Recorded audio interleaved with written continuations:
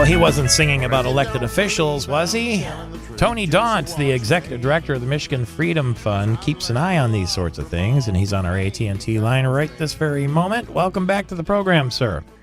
Good morning, sir. Thanks for having me. Thanks for being here. We spoke with State Senator Ken Horn earlier this morning. He published an open letter to Governor Whitmer, sort of asking her to stop smashing on the legislature and to have a bit more civility and let's work together. It was on road funding and so forth. But you say, in a different sort of vein, that the governor's got some explaining to do, as they used to say on the Lucy Show.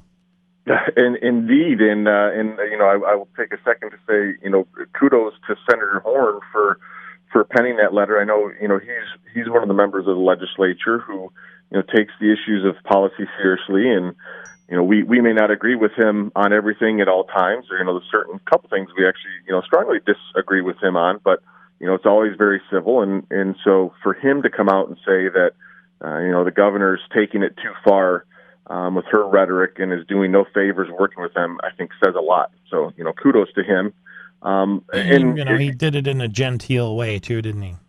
Indeed, and that's his style. Some are partisan firebrands and warriors, and others, are a little, like you said, a little more genteel. And I think he fits that mold. He's a very judicious individual, and so I think it goes to show just how striking the governor's rhetoric is, and how she's making it difficult to work with the legislature, and to the point of some explaining to do.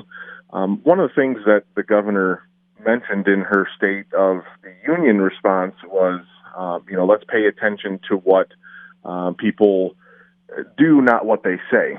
And she's got an individual, Dr. Joni Khaldun, I believe is how you say the name. If I'm mangling that, I apologize. Mm-hmm. Who's the chief medical executive for the Department of Health and Human Services here in Michigan. And it's, I'm sure, a nice six-figure salary. And this individual, while she was at the city of Detroit, rigged the hiring process to hire a friend for a job that was, paid at least $95,000, according to reports. And the Office of the Inspector General in the city of Detroit said that they would recommend disciplinary action if this individual is still with the city, but she's not. She's with the state. And the governor has thus far, to my knowledge, said nothing about it, has made, no effort to apologize for putting this individual in a position of trust and power. And I think it just goes to show, if we're watching what people do and not what they say, the governor's failing in that regard.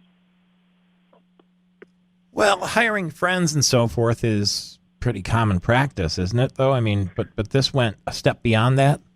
Sure, exactly. And through all industry, politics, government, private industry, obviously the old adage of, it's not what you know, it's who you know, that goes a long way. And a lot of that is valuable because it's relationships and in knowing that you can trust people. But what we've got here was a process that was intentionally rigged. The individual who was favored for the job even wrote the job description.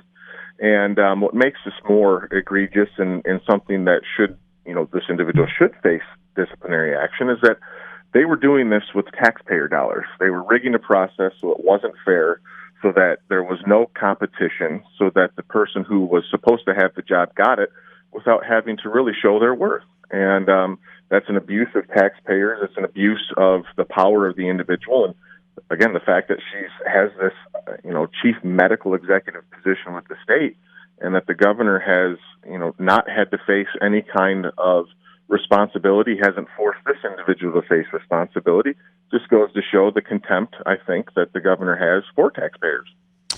And, sometimes when you log into the Michigan Freedom Fund and you get the update, the front lines of freedom, you get really surprised. And maybe some of us are just naive, but when we see somebody who, for instance, at the UAW used bribes, as you say, to buy something as obscure as a relative's plastic surgery, what goes into somebody's mind thinking that they can get away with something like that? I think, unfortunately, it's just good old-fashioned human hubris and greed and avarice. And it's unfortunate that exists. It does. But what's important is that when it's discovered, that people are punished for it and that corruption is rooted out. And it took a while, but thankfully the FBI has been working very hard to root out that corruption at the UAW. And, they deserve kudos for that as well. But again, this governor, with this instance and others throughout her tenure, where she says one thing but does another, and what she's saying does not match up with her actions. And I think we should hold her accountable, and that's what we do at the Michigan Freedom Fund, and we're very proud to do that. What action would you like to see now? Well, I think at a minimum, the governor should let taxpayers know what she's done. Has there been a conversation? I think ultimately for a situation like this individual probably should be fired. Ask for their resignation, because abuse of power is a big thing. And what's to say she's not abusing it with other actions in her office? And there's a lot of people who are worthy of jobs like this who probably don't have that type of baggage. Michigan Freedom Fund, Front Lines of Freedom, comes out every week, written by Tony Daunt, and procured these stories. Some of them are quite interesting. In fact, union membership, as we mentioned a minute ago, because of, I suppose it's directly related, maybe not, because of some of these egregious situations in the news lately, is on the decline. How do we register so we can get that in our email box? You bet. MichiganFreedomFund.com. Sign up. You'll start getting it every Friday. And it costs? It costs $0, but we're always willing to take a donation. Thank you very much. The Michigan Freedom Fund, Tony Daunt, from his words to the governor's ears through this broadcast and beyond.